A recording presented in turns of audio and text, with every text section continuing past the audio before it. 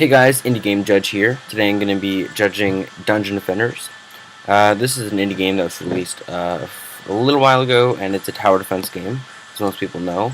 Um, it was released a while back, and I'm going to be doing both older games and relatively recent games, but you can feel free to suggest games that you want me to judge in the comments or by a private message. So, let's get this started.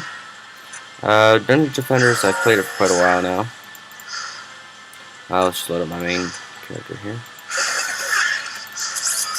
So, Dungeon Defenders has a lot of stuff going for it. It's first-person shooter tower defense, which is fairly unique in its own right. But it's got a nice little ability to switch between first-person and third-person just by scrolling on your mouse wheel.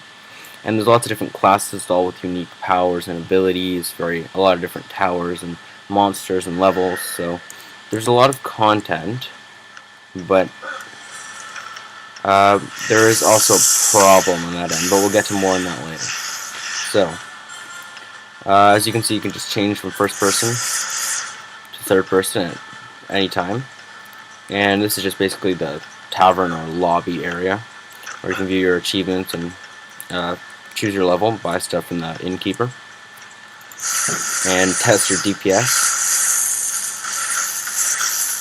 So this game, well, why don't we jump right into a level.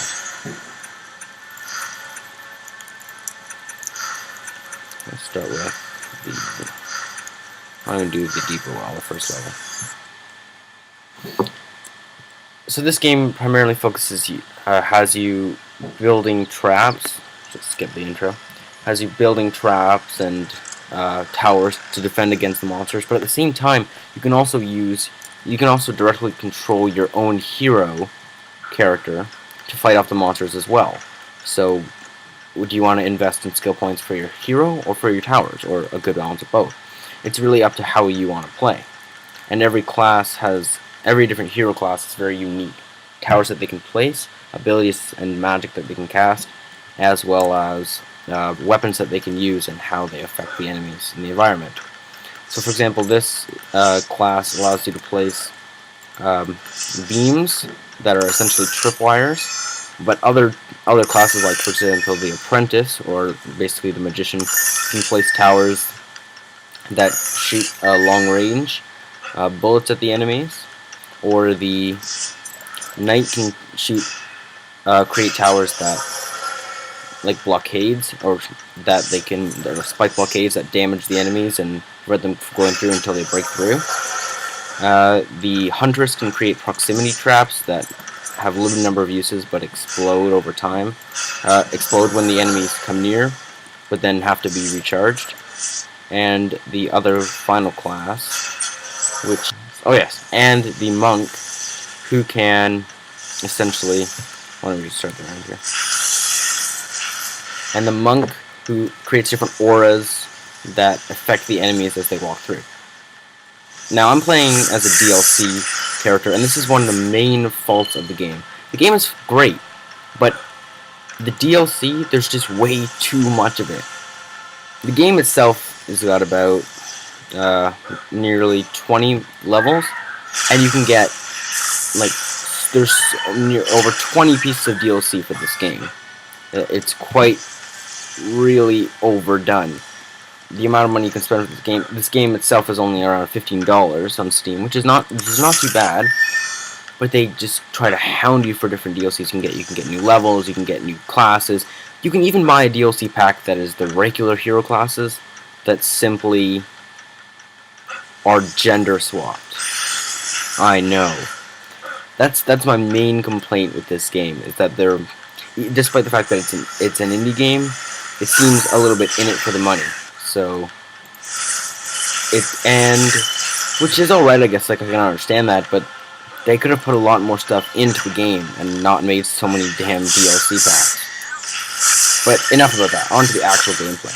The gameplay itself is very addicting. The combination of using your hero and towers to fight enemies is actually very unique. Well, it's a nice way of combining popular game elements together, and I think they did that quite well. The level of character customization is very good. You can if I bring up my skill tree here, you can have different abilities, you can equip different armors, have damage resistance, and put in skills to either your hero abilities or your, well, in my case, beams abilities, or whatever your towers are. There's mana for building, for creating towers, and obviously your health. And when the hero dies, really nothing happens except that you can respawn in a little while. And it's really the only thing that you have to protect is your Eternia Crystal Key, which you can customize as well. And if one of them, in further levels, there's going to be multiple crystals, but really that's all you have to protect. If your towers die or if you die, it doesn't matter. As long as you keep the crystal protected, you'll be alright. And you can keep playing the level. Alright, in terms of actual, well, let's talk about the game itself. So, the graphics are pretty nice for an indie game. The music is alright.